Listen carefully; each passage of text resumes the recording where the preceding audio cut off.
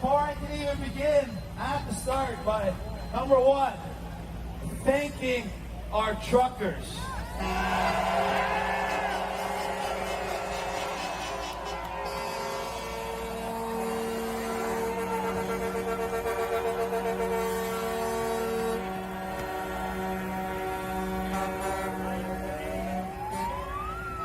Not enough can be said for these frontline warriors that took it upon themselves to be the first group in Canada to stand in united non-compliance.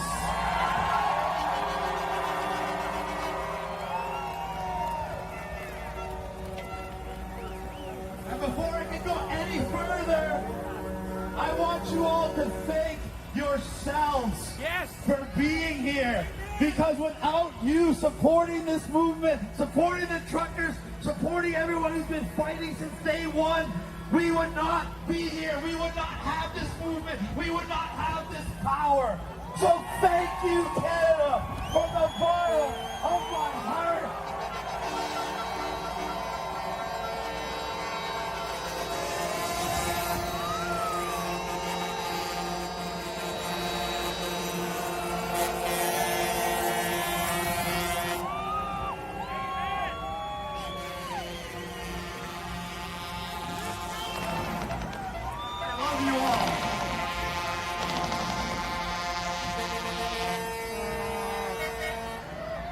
The importance of what we're doing here today will go down in history as one of the most significant moments in solidarity in human history. For nearly 2 years, I've been doing every single thing in my power, and so have many others, to try to achieve what people thought could not happen. The people coming together, despite of all the ways they try to divide us, despite of all the lies and propaganda, we stand united, we stand strong, and Canada is now the beacon of light and hope and freedom for the entire world!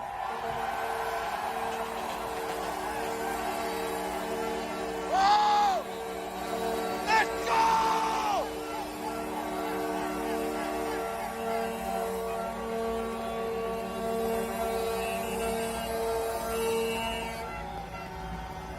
Who around the world would think that the docile, the friendly, the nice Canadians would be the ones to stick their feet into the sand and say enough is enough? It's time to take our country back! Taking it back! Taking it back!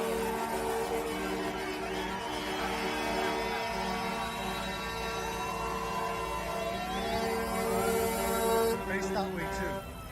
And our voice has reverberated so far around the world. You see convoys in Australia bearing Canadian flags. You see trucks in the Netherlands bearing Canadian flags. You see the people of Brazil screaming, "Go Canada!"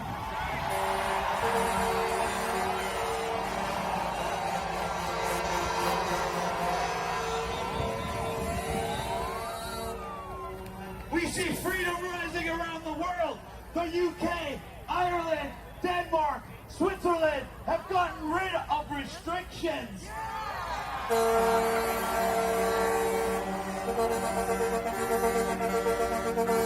And they're not going to be the only ones.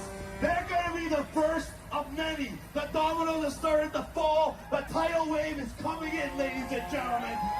And it's coming here to Canada. What do we see already? Besides the fact that our fearless leader is nowhere to be seen, hiding in a hole, making threats that he can't cash in on. What do we see? Scott Moe in Saskatchewan backing down against the mandates. Jason Kenney in Alberta backing down against the mandates. And why? They're going to say it's because they got Omicron under control. No, it's because we got them under control. Yes! Yes!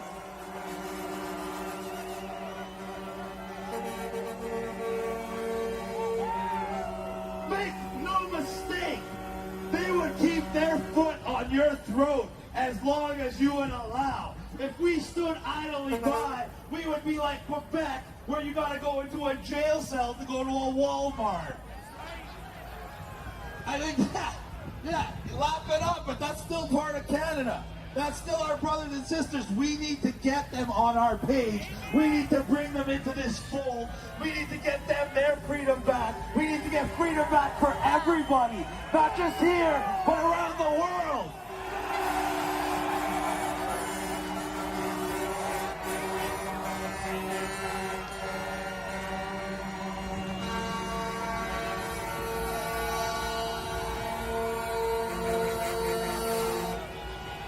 We are reaching the end of phase 2 of United Non-Compliance, taking action. And it's going to end with us taking our freedoms back.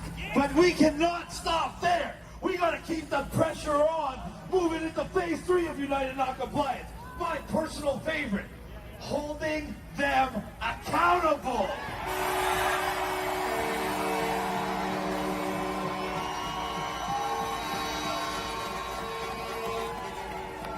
If these politicians think they're just going to flip-flop and change sides because they've read the writing on the wall and all of a sudden be hailed as heroes, they got another thing coming. If these puppets like Trudeau think that they're just going to fade off into obscurity so they can pull this shenanigans on us whenever they feel like it, they got another thing coming.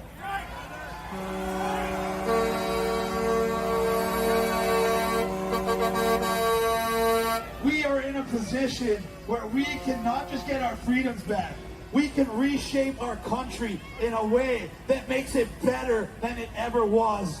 Better than any country in the history of the planet. We have the largest landmass, the most resources, the most diverse population. There is no reason why without the right governance, we cannot have a golden era of Canada where people have so much more than they ever thought possible. And it's all how we react now. They're going to try to do everything. You've seen what they're trying to do in the media. This is a racist movement. It's anti-Semitic. It's anti-black. It's anti-homo. It's homophobic. It's transphobic. Are you serious? Can you even walk around more than 5 steps without someone smiling at you or shaking your hand or giving you a high five?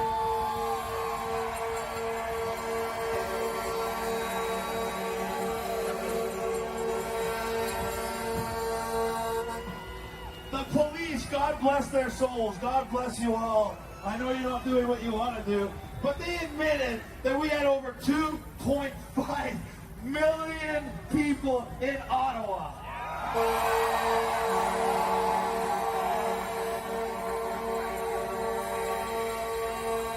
And there was so much love and so much togetherness. I don't even think somebody fell and scraped their knee, let alone had cried or anything. And this is what the dirty tricks the city's been pulling. With trying not to let us get rid of garbage, trying not to let us pump out porta potties, trying to prevent emergency vehicles from where they gotta go. Why? So they can try to make this look bad. So they can try to make this look unlawful. There is nothing more lawful than standing up for what's right.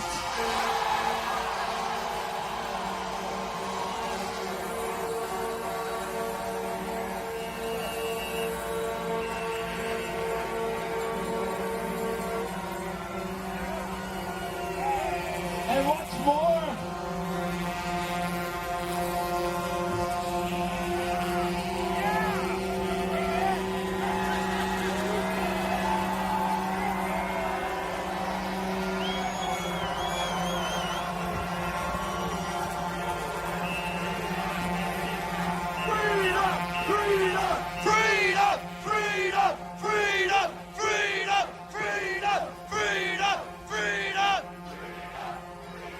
how good does that feel, ladies and gentlemen?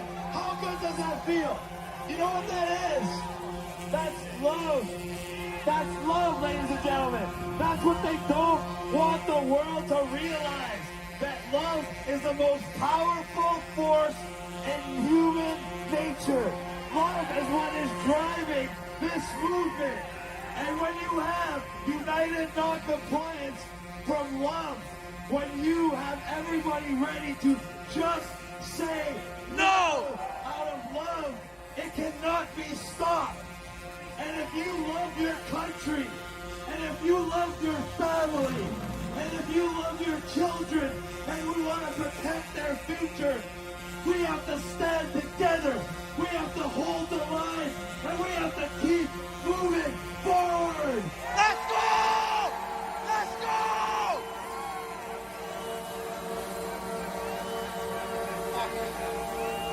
Yes!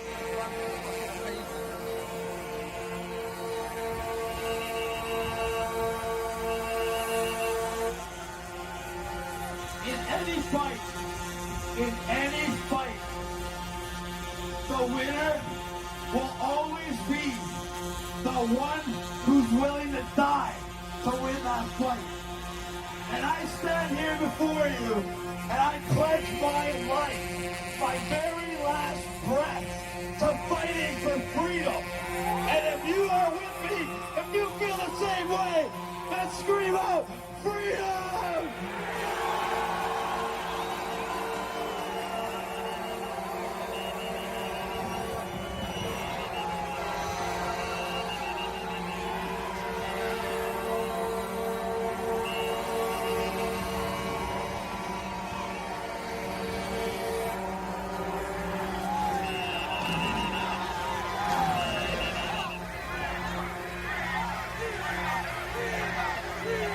Freedom! Freedom! Freedom! You hear that, Justin Trudeau?